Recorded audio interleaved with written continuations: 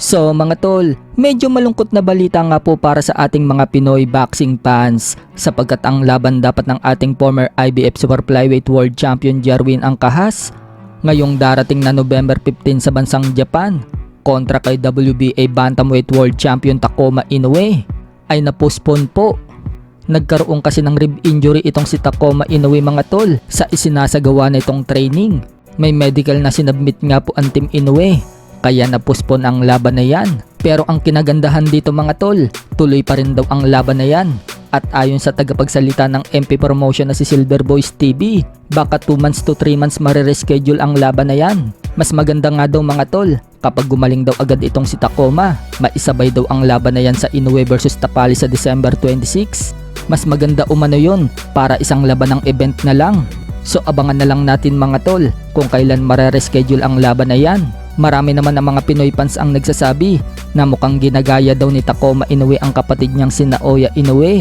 Kung matatandaan, ganyan na ganyan din daw kasi ang nangyari sa laban ni Inoue kay Fulton. May 7 sana ang laban nila. Nagka-injury din daw itong si Inoue sa kamay. Kaya na-reschedule ang laban ng 2 buwan. So ganyan na ganyan din umano ang ginawa ngayon ni Takuma para mapahaba ang training ni Jerwin Angkahas at mawala daw ito sa focus. Kung matatandaan din natin mga tol, sinabi dati ni former 3 Division World Champion General Casimero noong mapuspon ang laban ni Inoue kay Fulton. Gawa-gawa lang umano ni Inoue ang injury niya. Ang totoo daw, kaya pinospon ang laban na yon. Hindi daw kasi 100% kondisyon si Inoue. So maaring ganun din kaya mga tol ang ginagawa ngayon ni Takuma Inoue? Ano sa tingin nyo mga tol? Sinasabi naman ng iba, nakikita daw kasi ng Team Inoue ang mga video ni Jerwin Angkahas na kondisyon daw ito. Dapat umano, hindi nagpapakita ng katawan si Jerwin at training niya.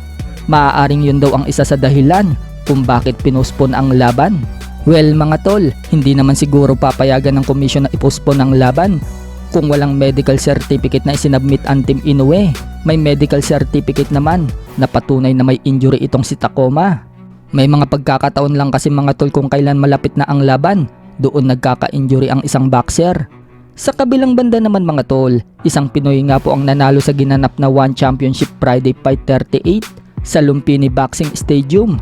Knockout po sa round 1 ang sinapit ng India na si Deepak Bradwaj sa Pinoy na si Fritz Biagtan. Sobrang bigat nga po ng binitawang suntok at tuhod ng Pinoy sa katunggali nito. At kitang kita kung paano pinalipad ng Pinoy ang mouthpiece ng kalaban. Dahil sa panalo ng Pinoy mga tol, nakakuha pa daw ito ng 350,000 baht bonus.